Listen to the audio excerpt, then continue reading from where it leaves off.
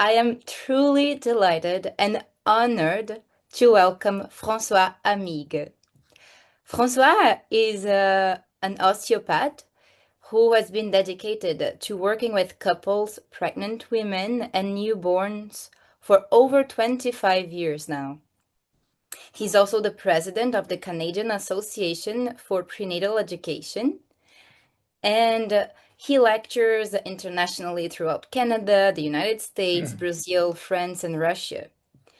In today's lecture, titled Fertility, From Love to Conception, the New Art of Getting Pregnant in 2026, he will explore how modern environments challenge love and fertility, and how cultivating a new art of living can restore connection, well-being, and life in 2026.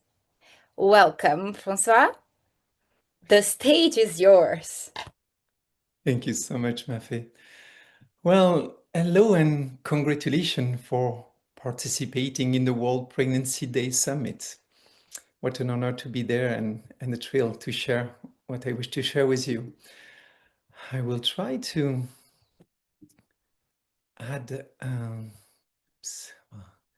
few things to share. Right, here we go. Do you see a certain slide?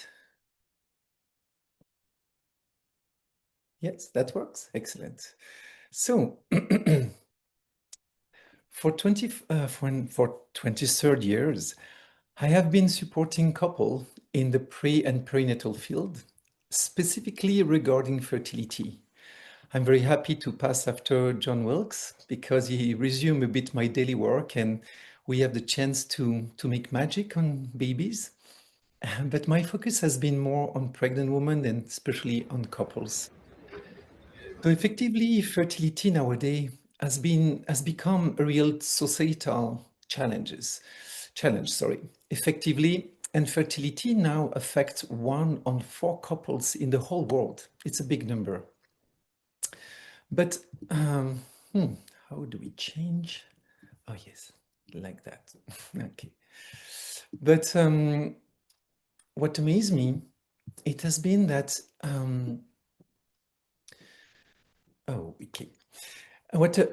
What amazed me in my practice is to verify that most cases of infertility are resolved by addressing the human factors, and that is a big key. At the heart of these human factors lies a desire for a child, and this desire has changed in the last few decades. And this, excuse me, I have to manipulate my pictures, and for that I have to change the thing. Excellent. Here we go. So this desire for a child has changed and shifted over time with the loss of this essential call to transmit life. That is very new. And with the François, yeah. I'm sorry, but we're not seeing the full screen. Because it's not a program that we are familiar with. The technical team is having a hard time to help you out. But yes, now it's better, but I think your slide is still wider than what we are. Okay. Yes, now it's fine. Here. Okay, now it's fine. Okay, sorry for that. Excellent. Oh, no, you don't see that. It doesn't work now, yeah? Now we see it. Now we see it. It's fine. Perfect. So the desire for a child has shifted over time.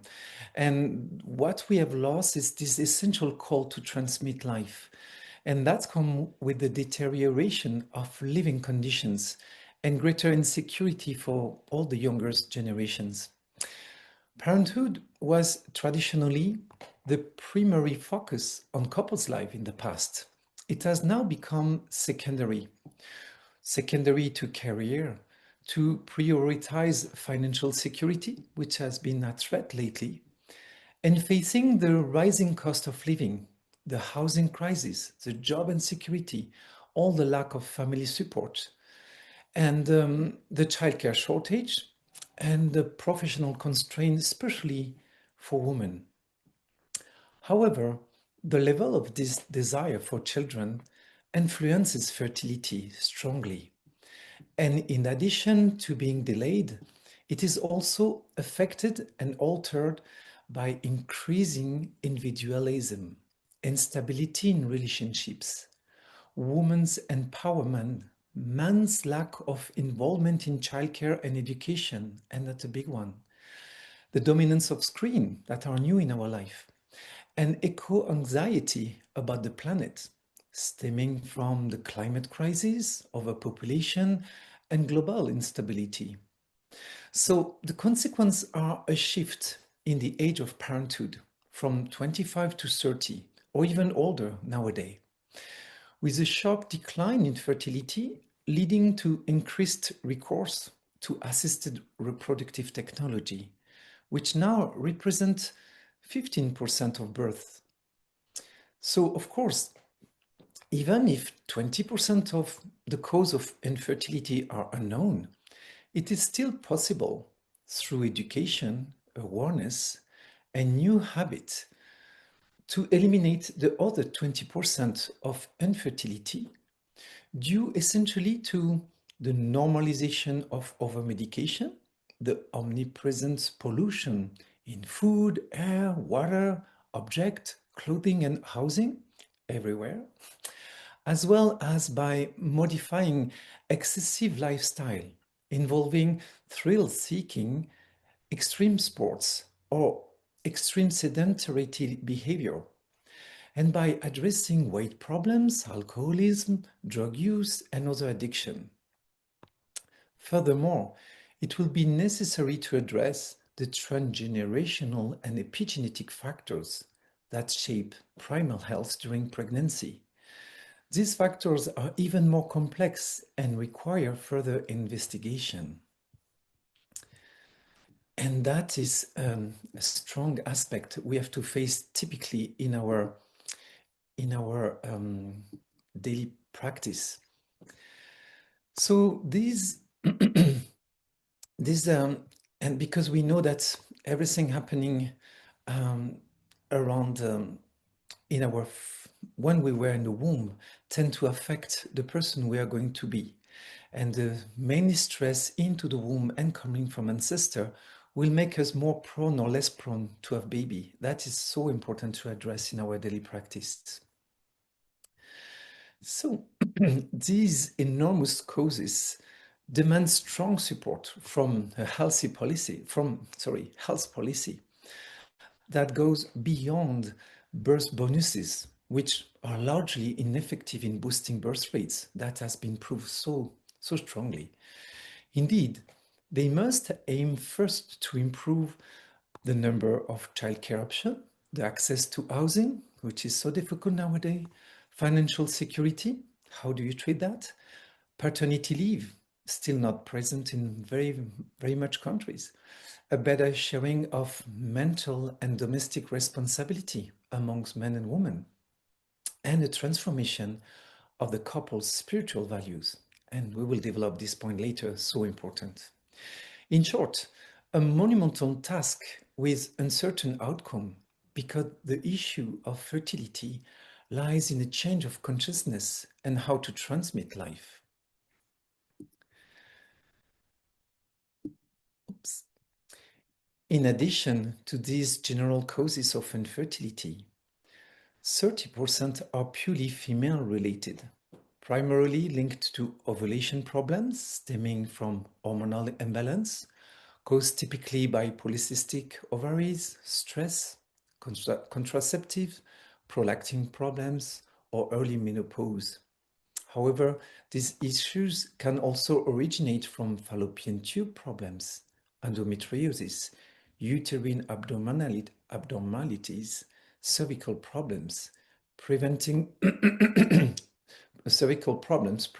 fertilization, but genetics too, and often the famous postponement of the desire for children, which is often compounded by a decline in fertility that reached less than 10% after age 40.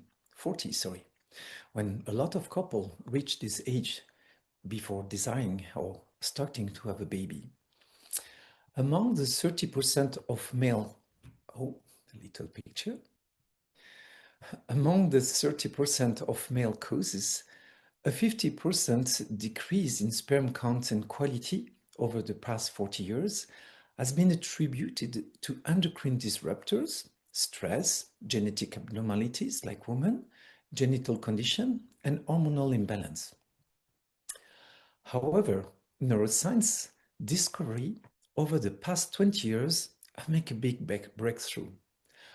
They have shown that only 20% of these problems are of chemical or mechanical origin. So that means that, in fact, 75% of the listed pathology above are due to stress, which manifests biologically as pathology. This discovery have definitively shifted medicine from the old biomedical model to the new biopsychosocial model. And that is a big change. Indeed, countries like those in Africa, where sperm concentration is lower, have significantly higher fertility rates than wealthy nations, demonstrating that biology is not the primary obstacle. Declining birth rates and infertility are therefore not primarily physical illnesses, but symptoms of a profound shift in the human condition that affects the body. It is essentially anxiety and insecurity, marital, social, ecological, political, that have been driving careerism, individualism, and addiction for several generations. This alters our genetics, affecting pregnancies and health outcomes from one generation to the next, to the point of diminishing the desire for children and fertility. So yes, the desire is there, but the intensity, the quality of the desire have gradually diminished. And that could explain so much the difficulty to become fertile. Indeed, a couple who conditions their bodies to survive these stresses gradually lose their ability to conceive. It is therefore a matter of changing our paradigm, redefining ourselves to establish a lifestyle capable of propelling us toward a new ideal. So that was for the background, where we are at. Most of people know all these elements. So now I wish to invite you in 2026 to a new art of conceiving, which could be based on serenity, but also on knowing one's body.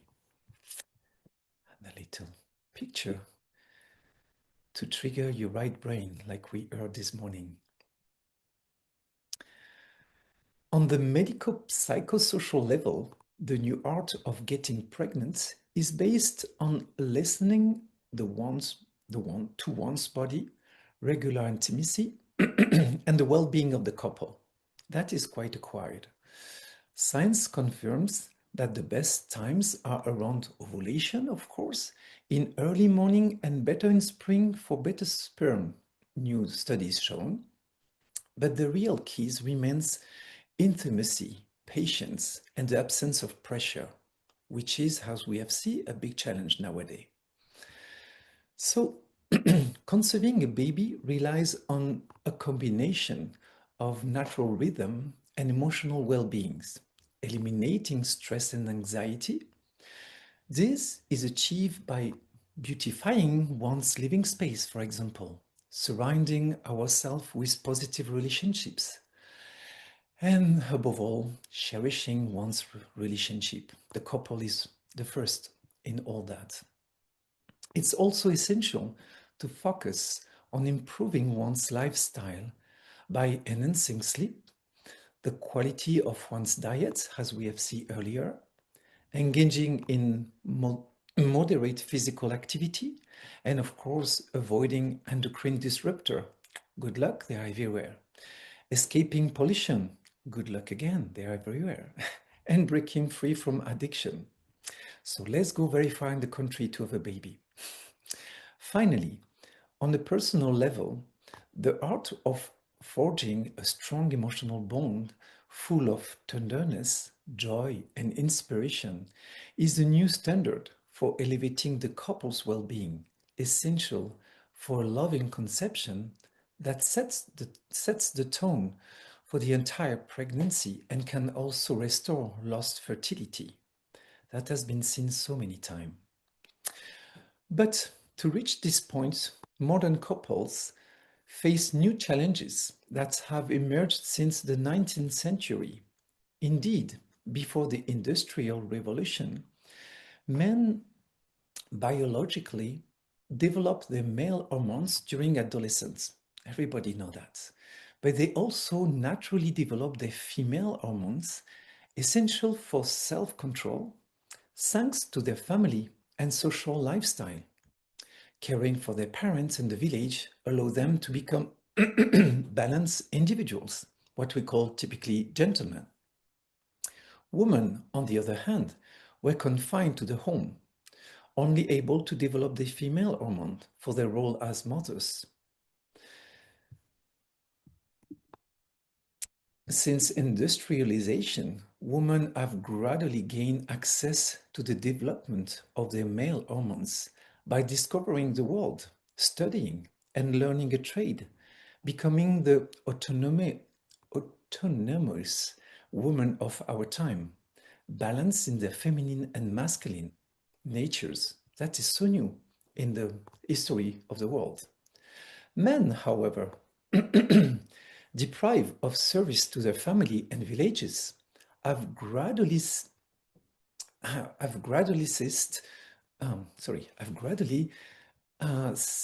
they ceased to develop their female connective hormones in favor of sensory overstimulation, which amplify their male hormones without their being able to control them, and which also exhausted them. We find ourselves with major societal trends of men who are not feminized but infantilized and who are heavily dependent on the balanced women of our time, eventually leading to mistreat them, forcing them to mother them. We can see that nowadays 60% of diploma persons in the world are women. So we see the raising up of women who are well developed when men reduce their development they have very well in the 19th century, but has strongly diminished. So we are in a situation unique, this anthropologically unique and unprecedented situation require a little of stimulation, requires a restoration of male hormones in men by moving away from an excess of comfort and exhausting pleasures in order to challenge their five senses with complex situations that demand self-transcendence. Furthermore, they need to reconnect with their parents and a close social circle to develop the female hormones that will allow them to regulate their senses and thus achieve balance, fostering couples a strong feminine woman and strong yet caring men. Finally, on another level, spiritual values profoundly influence parenting choices, potentially resolving fertility issues, restoring meaning to the calling of a child, and transforming one's understanding of children and birth.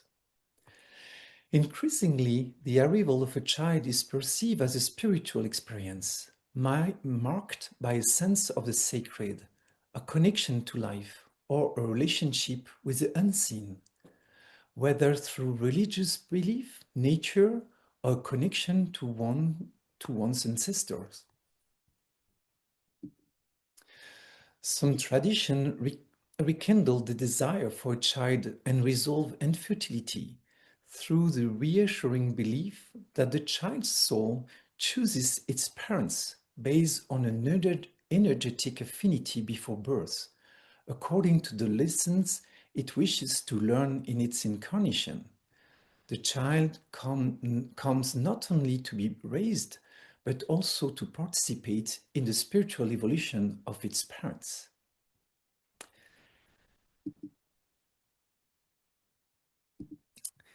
Becoming a parent, viewed as a path of awakening and a process of inner transformation, fosters fertility.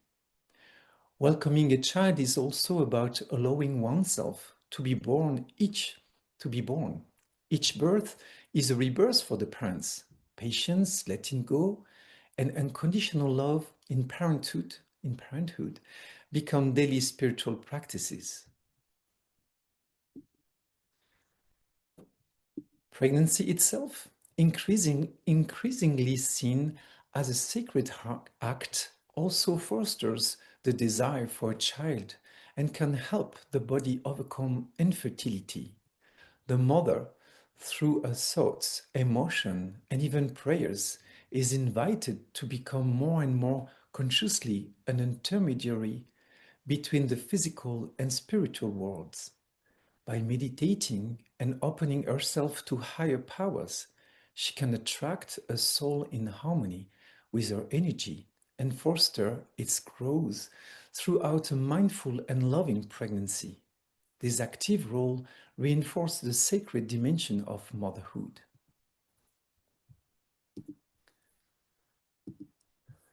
Finally, beyond the rational process, the desire for a child is often inspired by a spiritual calling, difficult to identify, like to fill a void, heal a wound, honor a family debt, embody a promise, and more than all, ideally, to offer a soul exceptional conditions of love developed within the couple. In short, spiritual value redefine parenthood, not as a simple biological or social act, but as a soul-to-soul commitment. It is part of a continuity of life, meaning, and transformation, which has the capacity to restore the desire for a child and often even the capacity for fertility. Thank you for your patience with my English. I'll do my best. And I hope you have appreciated so far. Thank you, Francois. It was we could understand your English, and thank you for this inspiring presentation. We have a few questions for you. Let me just find it here. Up. Would love to hear your thoughts on fertility in the late 30s and early 40s. Well, I adore this point, because when you see ancient civilization everywhere, now that we anthropologists bring all the time new information, you see that in all golden age of civilization, like in India, in Maya, and so all over the world, always the same thing. You see that people was doing their children very late, and that people live very late too. So the average of death was around 100 years old. We have this idea that in the past everybody was dying at 25, but it's completely false. Each time there was a golden age, people take time to prepare themselves, take time to prepare the couple, and have baby later on. But when you see all the factors I've presented today, we can see that with the level of stresses, physical, chemical, and emotional, in terms of societal stresses, it's not a surprise that our fertility rate drop. But we don't know yet. We don't have data. We don't have golden age reinstore in our civilization to see if we could postpone, the date of fertility. Look in the Bible, the number of people having children so long and living so long. So that is for the Occidental reference. But you see that all over the world, people in the past having children much later and living later. There are many, many questions. Thank you for your answer. How do little ones perceive our spiritual path? You mean in the womb? Okay, It I was, will I don't the know, the question like that. question.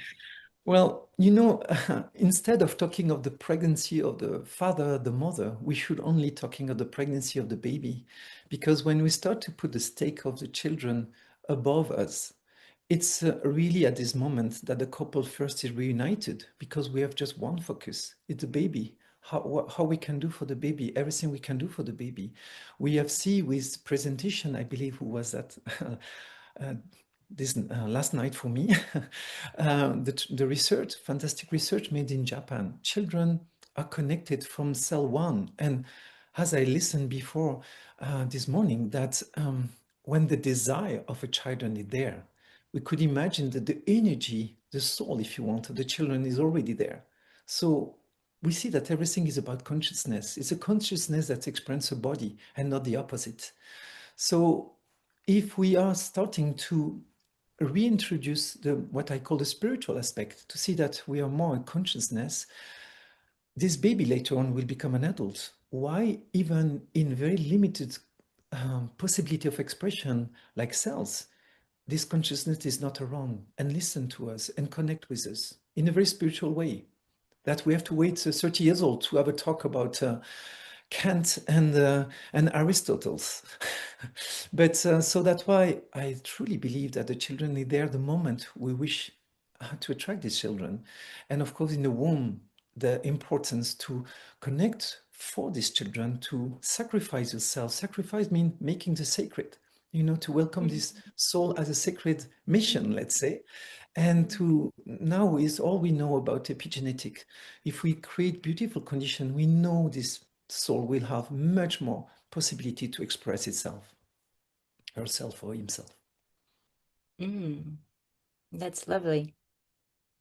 What are the most important habits for pregnant women to cultivate non-pressure situations? Date your baby. When you have a date, you forgot everything. When you have to date your husband or your partner or the person you love when you're young, the world disappeared. Everything disappeared. So if you have to date your baby 10 times, 100 times a day, the stress disappeared. There is a way, of course, to see therapy. There is amazing therapy to work on your epigenetic, transitional. There is so many things you can do. Work on your health. But now that we know roughly that it affects 20% of your health, why don't go directly on the 75 or 80%, which is your consciousness mind? And there is nothing is more powerful than love. So if you have a date with your baby, thinking this is a consciousness which is progressing into your womb to meet you someday, it's changed the game. And suddenly you want to show to the baby the river next door, the tree, the animals, your cats, everything. And you become this a person that say, oh, let's see the pyramid and let's see that and let's see there is wonder in the world. And you can transmute, according to me, any stresses and even any weight that you carry from your family. And what is one daily habit couples can adopt to support fertility in today's modern environment? Dating each other. Again. Okay. Again, and that is what I call the pregnancy of the father. The men tend to be linear. They find the wives, they do the baby, they continue their life. The idea is to create a buckle, to redo the honeymoon effect every day, and to date their wife at least once a day, to making this honeymoon effect, to create this atmosphere of love that will be the more nurturing for their baby. We have one more question. Is that okay for you? Absolutely. What specific governmental policies could realistically improve fertility outcomes? Well, simple. That all the mayor in all the world offer a space dedicated for couples and pregnant women. A place where women can gather together to chat, to knit, but in a beautiful environment. All cities have a park. A public park? There is everywhere. Why don't you put a yurt or a little building to come anytime, even if it's raining, with a fire pit, with something that this couple have a place dedicated for them, where they could enjoy the nature around, where they could enjoy connection together, where they could cook, eventually do activities artistic. We know we all say it takes a village to raise a baby, but it takes a village to raise a pregnant woman, pregnant couples. So we need to recreate these Russian dolls around couples to give them really the good condition to be in this love we want for the baby. Be very simple and cost barely nothing to do. We have that in Brazil with Calabroso. That's where they made. That's fantastic.